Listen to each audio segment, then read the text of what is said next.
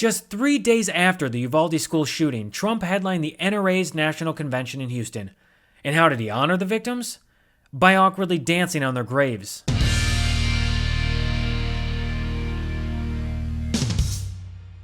Okay, before I start the segment, here is a list of items that I have officially banned from my set. Just kidding. Those were the items that were banned at the NRA's convention. I can't believe I'm saying this, but they banned selfie sticks, okay? Who came up with this list? This is almost as ridiculous as JD Vance trying to ban porn or Ted Cruz trying to ban dildos. It's like, wait. What if Ted Cruz did come up with this list? I mean, dildos are technically selfie sticks, and it wouldn't be a Trump speech without him insulting others. This time, he targeted Abbott, Cornyn, and Crenshaw after they decided not to attend the NRA convention. And unlike some, I didn't disappoint you by not showing up. When I first saw Trump's speech, I was disgusted that he would even dare say the names of the Uvalde victims. But that quickly turned to shock, mainly because, well, I didn't know Trump could actually read. Here, see for yourself. Oops, wrong video. Anyway, this is the same guy who said Thailand Yosemite in the 1775 Revolutionary Army took over airports. Found glory across the waters of the Delaware and seized victory from Cornwallis of Yorktown. It took over the airports. It did everything it had to do. And in case you were wondering, planes were not used in warfare until the early 1900s, let alone airports. Okay, here is Trump reading the victims' names. Alexandria Rubio. Aletha Ramirez. This whole thing feels like a scene from a dystopian film. You know, the one where the villain publicly reads the names of his victims in the town square as a warning.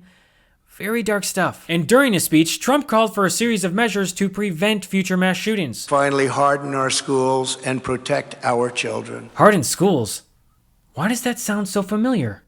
Oh, right. It's because Republicans have been saying the same thing since the Parkland shooting in 2018. We have to harden our schools, not soften them up. The most important thing we can do is harden these schools. Harden the school. Hardening schools? Hardened sites. We have to have hardened sites. God help us if we don't harden our schools and protect our kids. The thing is, Uvalde did harden its schools. In August 2020, law enforcement officers from 5 agencies converged inside the hallways of a school in Uvalde, Texas.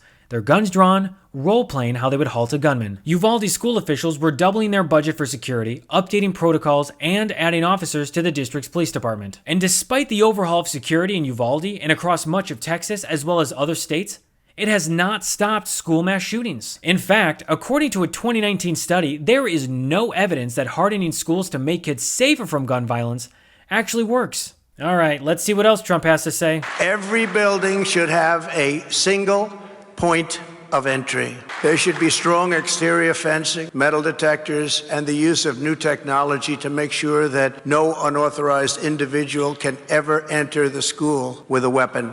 Wait, what was that? Single point of entry. There should be strong exterior fencing, metal detectors, and the use of new technology. Okay, so let me get this straight. Trump wants a single point of entry, strong exterior fencing, a metal detector, and technology to prevent anyone with a weapon trying to enter.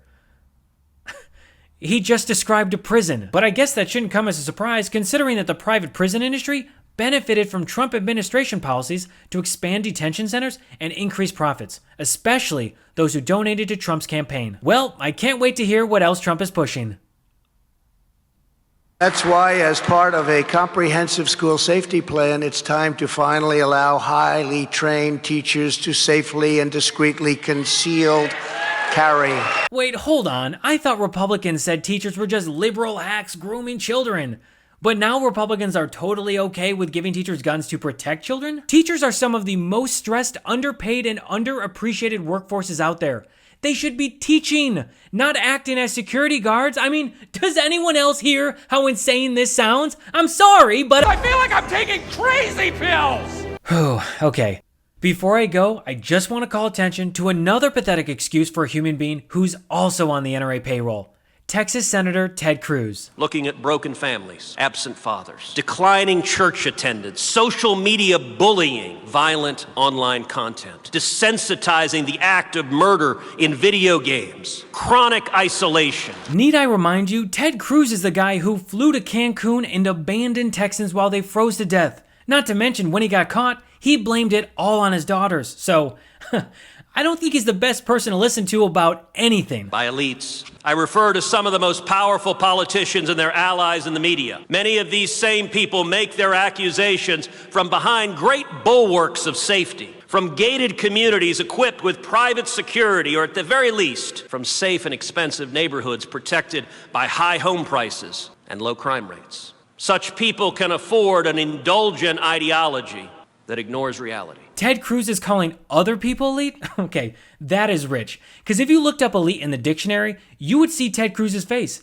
He's a Princeton and Harvard Law graduate who lives in a multi-million-dollar home in a very wealthy community with private security. At this point, I think we've had enough of Cruz, so let's just go outside and get some fresh air. Whoa, were those people protesting the NRA convention? Well, now I'm curious to know how many people were in attendance inside the convention. Ooh, that is embarrassing. Maybe instead of banning selfie sticks, they should have just banned smartphones. Because then at least no one would know they had an awful turnout. Well, I'm Gabe Sanchez, and this has been What Was That?